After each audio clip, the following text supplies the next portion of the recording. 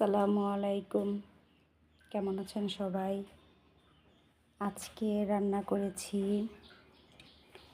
সরপুঁটি দিয়ে সিম আলু, দুপুরের খাবার। এটা হচ্ছে শাকভাজি, ডাল, এগুলো আজকে রান্না করেছি। এখন আমি এগুলা রেখে স্কুলে যাব মেয়েকে আনতে। আমার ছোট মেয়েকে রেখে ওর জেঠিমার বাসায়, তারপর আমি যাচ্ছি স্কুলে। হুমায়রা আসো,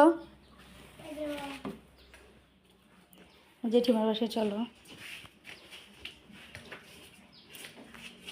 যে হুমায়রা বড় মেয়েকে আনতে যাচ্ছে গাইস।